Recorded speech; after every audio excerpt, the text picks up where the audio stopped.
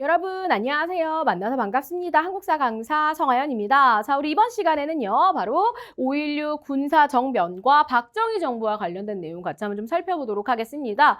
자, 우리가 4.19 혁명을 통해서 민주적인 정부를 수립할 수 있을 거라 너무나 기대를 했습니다. 맞아요. 수립했었습니다. 하지만 결국 5.16 군사정변이 일어나게 되면서 다시 좌절을 하고 말죠. 그 이후 박정희는 또 여러 차례 헌법을 또 개정을 하면서 그렇게 또 독재를 이어갔더라라는 거. 그래서 여기서 여러분들이 좀 알아두셔야 하는 건 가장 먼저 아직 박정희가 대통령에 가기는 전에 이제 군사정변 일으켰을 때의 시기와 그 다음 이제 대통령이 됐을 때의 시기, 이후에는 영구집권을 위해 유신헌법을 만들게 되죠. 이렇게 세 시기로 나누어서 여러분들이 파악을 해두시는 것이 좋겠습니다. 그렇다면 먼저 첫 번째 5.16 군사정변 나와져 있죠. 박정희 대통령 나와져 있는 모습 볼 수가 있습니다.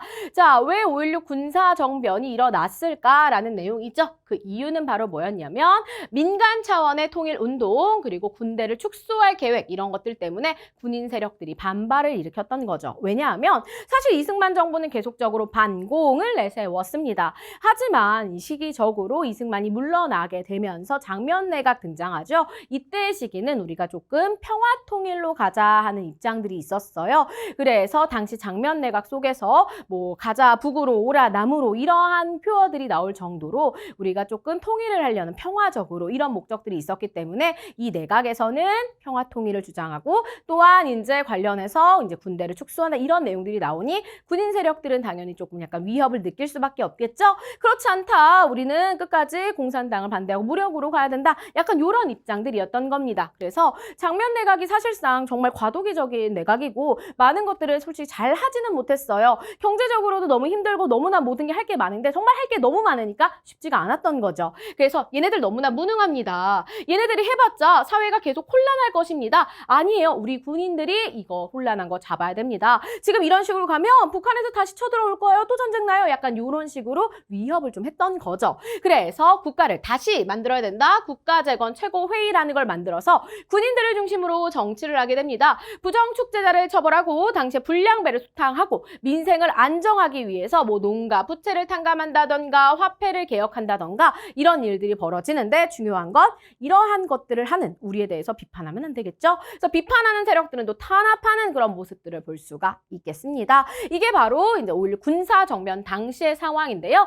쉽게 말하자면 그냥 국가재건 최고회의 정도만 좀 기억해 주시면 좋습니다. 국가재건 최고회의는 5.16 군사정변 때 등장했던 군정기구다 정도로만 파악해 두셔도 좋고 뭐라고 사실 얘기를 했냐면 등장하면서 자 어느 정도 안정이 되면 우리 군인들은 민간에게 이러한 정권을 다 이양하겠다라고 표현을 해요. 자, 그 민간이 누군가? 바로 군복을 벗은 박정희가 되겠더라라는 거죠. 그래서 결국 박정희가요 민주공화당이라는 걸 이제 창당을 하고 결국에는 대통령 중심제 단원제로 다시 이제 헌법을 개정한 다음에 스스로 대통령이 나와서 선출되면서 박정희 정부가 시작이 됩니다. 예, 그래서 결국은 군인이었지만 이제 제대했으니까 군인 아니다. 약간 이런 입장이었던 거죠. 그죠?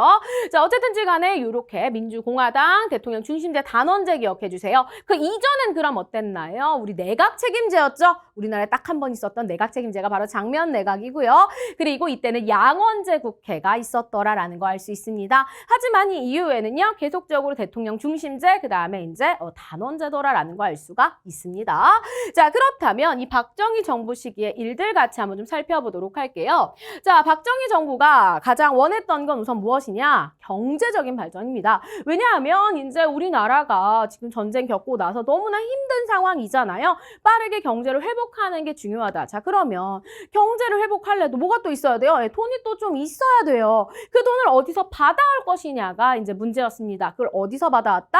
일본에서 받아왔다. 그래서 한일 국교를 정상화하기 위해서 이러한 일들을 벌입니다. 자, 경제적인 발전 자금을 마련하려고 했던 것이고 그리고 미국은 사실 일본을 많이 도와주고 있었던 입장이기 때문에 미국이 한국과 일본 이용해서 이제 좀 태평양도 막아보고 하겠다. 약간 이런 목적도 있는 거죠.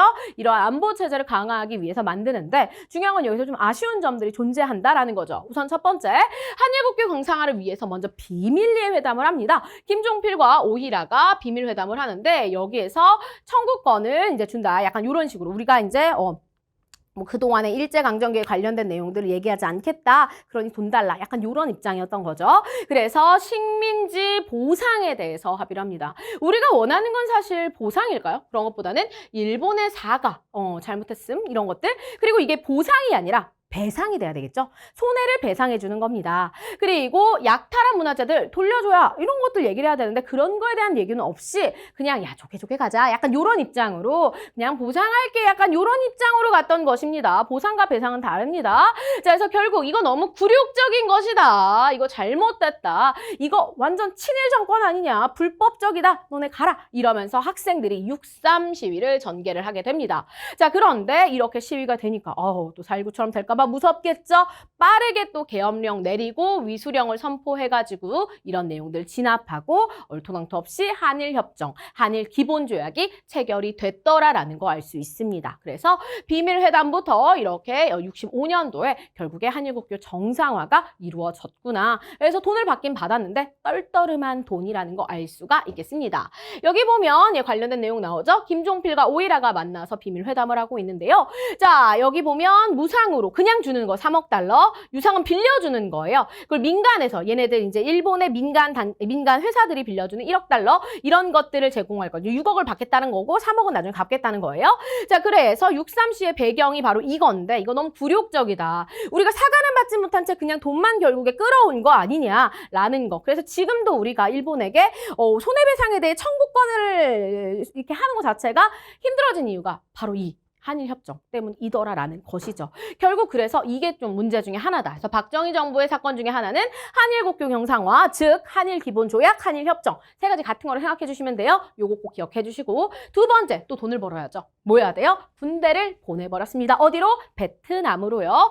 자, 미국이 한국군에 이제 파병을 요청을 해서 처음에는 뭐 우리가 먼저 보내겠다고 했는데 거절했다가 다시 또 파병 요청을 하죠. 그래서 이제 갑니다. 그래서 이제 파견을 해서 73년도까지 60년대부터 70년대 까지 그래서 결국 돈을 벌긴 벌었어요. 그런데 문제는 이제 무엇이냐?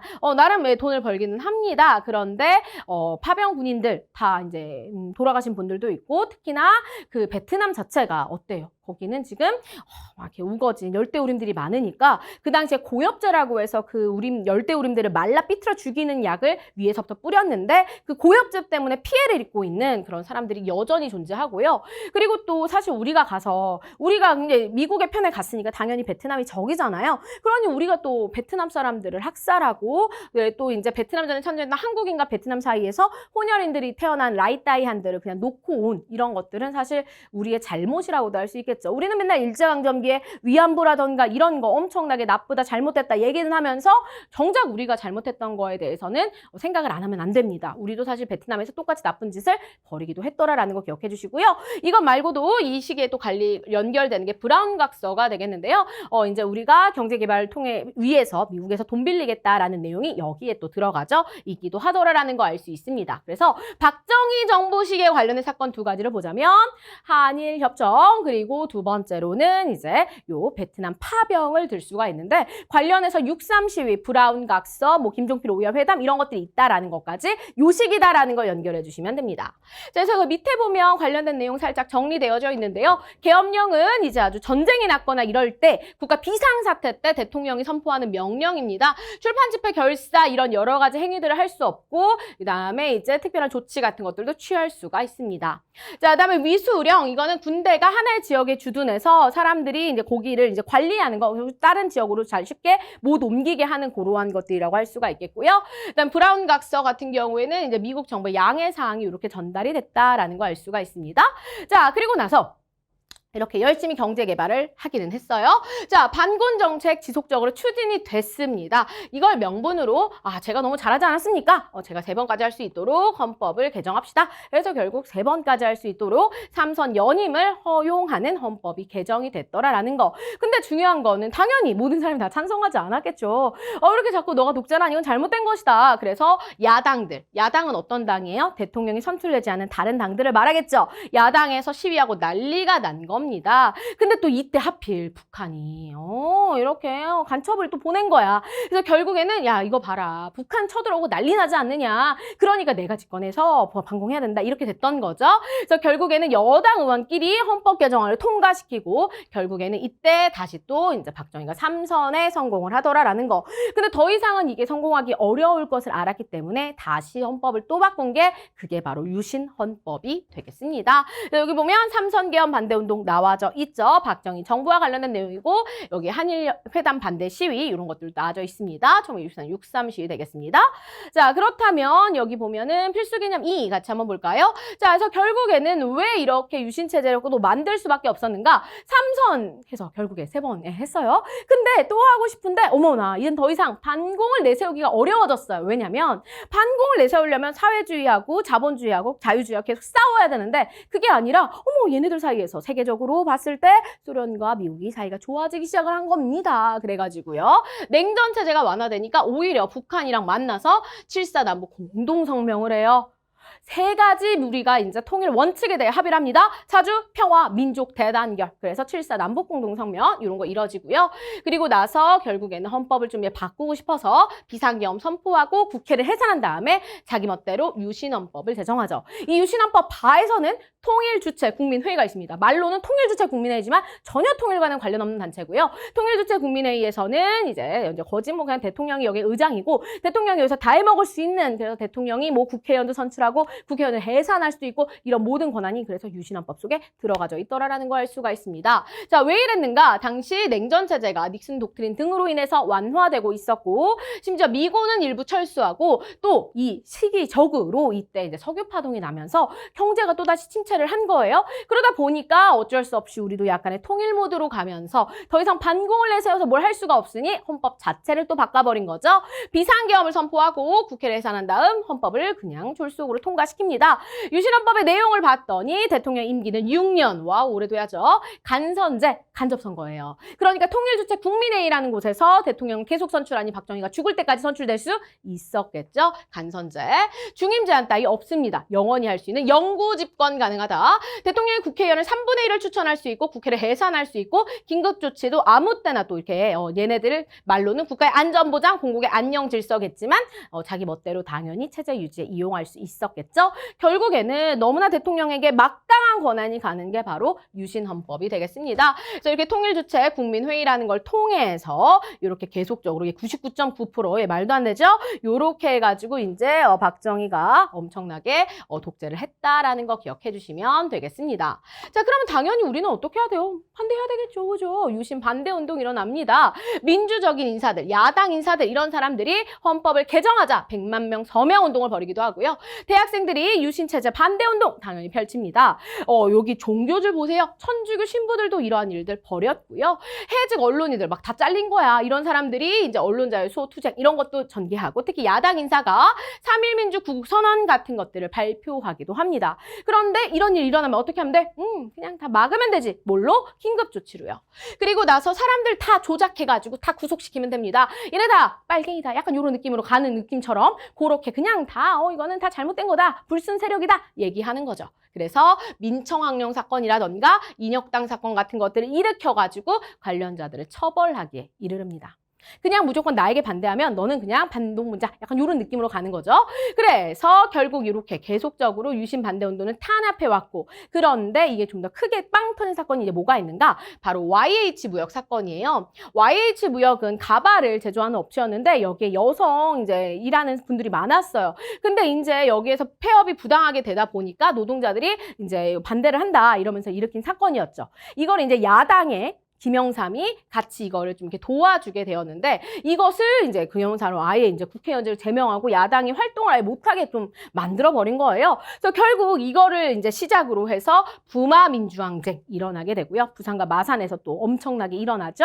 그러던 와중에 10월 26일 바로 중앙정보부장 사실은 박정희의 부하였죠. 이 김재규라는 인물이 박정희를 시해하게 되면서 유신체제는 그렇게 막을 내리게 됩니다. 이게 바로 1979년. 그러면 여러분 1979년 말고 아까 처음에 5.16 군사정변 언제 일어났을까요? 1900 예, 60년대가 되겠습니다. 그죠? 그러다 보니까 이게 엄청나게 오랜 동안 유지가 됐구나라는 걸 알 수가 있어요. 61년도 5월 이제 16일부터 이렇게 해서 79년도 10월 26일까지 박정희가 집권을 했었더라. 뭐 거진 20년 정도 되죠. 이렇게 오랫동안 헌법을 바꿔가면서 독재를 했던 것 기억해 주시면 됩니다. 저 크게 가장 먼저 뭐요? 저 5.16 군사정변을 통한 국가재건 최고회의 기억해 주시고요. 이후에는 이제 헌법 바꿔서 박정희가 나와서 대통령을 하죠. 나중에 또 헌법 바꿔가지고 3번까지 대통령을 합니다. 3선 개헌까지 기억하시고 이때 이 박정희 정부랑 관련돼서는 한일협정과 그다음에 베트남 파병이 있다라는 거 기억하시고요. 자, 그리고 나서 더 계속하고 싶었던 거죠. 그런데 세계가 변했어요. 70년대 넘어서는 막 냉전 체제가 완화되고 하니까 이제는 뭐 하겠대? 우리도 북한이랑 통일에 대해서 논의를 하겠대. 7.4 남북 공동성명 같은 거 하고 이후에는 유신헌법을 제정하게 됩니다. 유신헌법에서는 통일주체 국민회의를 통해서 계속적으로 엄청나게 권한을 행사할 수가 있었다라는 거, 국회의원은 3분의 1을 추천할 수 있고요. 그리고 이제 국회를 해산할 수도 있죠. 긴급조치도 발동할 수 있습니다. 엄청나게 많은 권한이 대통령에 주어졌더라라는 거, 결국 그런 식으로 계속적으로 독재가 유지되다가 여러 가지 반대운동 사건이 일어나게 되면서 결국은 시해 당했죠. 암살당하면, 암살까지는 아니죠. 암살은 몰래 하는 거니까 몰래 한 건 아니고 대놓고 했죠. 어쨌든 11.6 사건 일어나면서 그렇게 막을 내렸더라라는 거 기억해 주시면 되겠습니다. 그래서 여기 보면 YH 무역 사건 나오죠. 배고파 못 살겠다. 먹을 것을 달라라는 내용 나와져 있습니다. 자, 그럼 박정희 대통령 관련된 자료 엄청 많아요. 우선 첫 번째 혁명 공약 한번 볼까요? 이게 바로 5.16 군사정변 일으킬 때 있었던 일입니다. 그래서 반공을 국시의 제일 요 날 나오면 이거 5.16이구나 그렇게 연결하시면 돼요. 그리고 나중에 어떤 말도 해요. 이렇게 과업을 성취하면 양심적인 정치인에게 정권을 이해하겠다. 그게 누구예요? 박정희가 됐네요. 그죠? 박정희가 결국에는 이렇게 정권을 장악했다 기억하시고요. 자, 김종필 오이라 각서 나와져 있습니다. 돈 받았어요. 그죠? 무상 원조에 대해 한국 측은 더 달라고 했지만 결국은 3년 이렇게 해가지고 3년이래. 3억 해가지고 유상 원조, 무상 원조 받게 됐더라라는 거 알 수가 있습니다. 자, 그리고 여기에 내용 보시면 이제 뭐 결국에는 뭐 이렇게 해서 돈을 해가지고 어쩌고저쩌고 그런 내용 나와져 있다라는 거 그냥 봤을 때 뭐 돈에 관련된 내용 일본이랑 어쩌고 내용 나오면 김종필 오이라구나라는 거 알 수 있고요. 그다음에 요게 바로 이제 한일 그래서 협정 관련된 내용 되겠습니다. 대한민국과 일본국 간의 기본 관계에 어떤 내용 나와져 있냐면 이제 이런 걸 체약을 해가지고 우리가 다시 뭐 하자? 이제는 다시 서로 교류를 하자라는 내용 나와져 있습니다. 공동의 뭐 이익을 증진하자 뭐 이런 내용들도 나와져 있고요. 그래서 그 이전에 어떤 내용이 있어요? 대한제국과 일본제국 간에 체결된 모든 조약 협정은 무효임을 확인한다. 이런 내용도 나와져 있습니다. 자, 일단 박정희 정부 시기에 관련해서 베트남 파병 잘 알아두셔야 되겠죠. 그죠? 그래서 한국에 있는 국군의 현대화, 그래서 장비 많이 들였고요. 그리고 베트남에 파견되는 병력이 필요한 장비뿐만 아니라 그들에게 돈 다 준다라는 거죠. 그러니까 베트남 특수가 발생할 수 있었다라는 거 기억해 주시면 됩니다. 그렇게 경제적인 원조를 받았다라는 거, 보급 물자, 용역, 장비 다 대한민국에서 구매를 하겠다. 대한민국에서 이렇게 우리가 이게 산업이 또 육성될 수가 있었던 거고, 심지어 돈도 싸게 빌려준다라는 거 알 수 있습니다. 자, 그다음에 진짜 잘 나오는 거 역시나 유신헌법 관련된 내용이겠죠. 유신헌법에 보면 통일주체 국민회의 나오죠. 자, 국회의원 정수의 3분의 1을 우리가 뽑을 수 있다라는 거고요. 그래서 대통령이 추천한다 나오죠.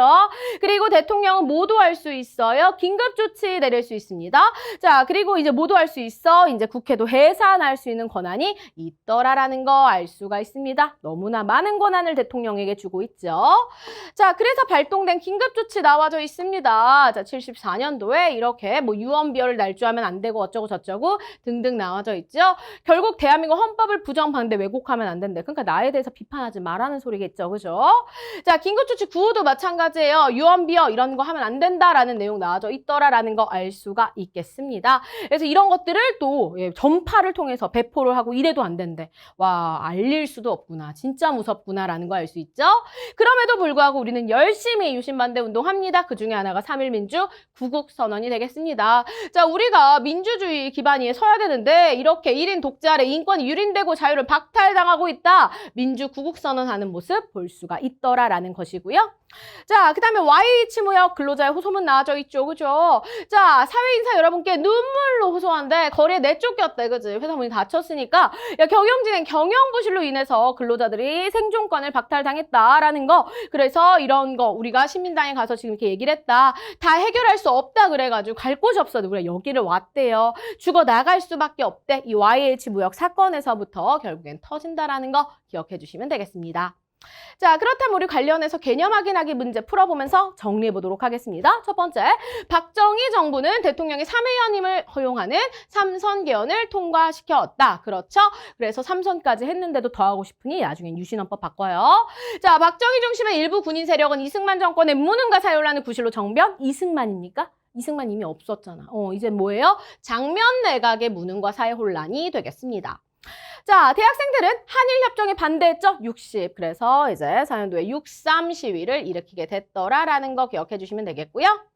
자, 박정희 정부는 미국과 모순 각서를 체결해서 돈 받기로 약속했죠? 베트남 파병 전에 파병하면서 브라운 각서 있었다라는 거 기억해 주시면 되겠습니다. 브라운, 느낌상 딱 미국이죠? 자, 5.16 군사정변 이후 권력을 장악한 다음에는 뭐를 구성해서 군정을 실시하나요? 여기는 국가를 다시 만들어야 된다. 그래서 국가재건 최고회의죠.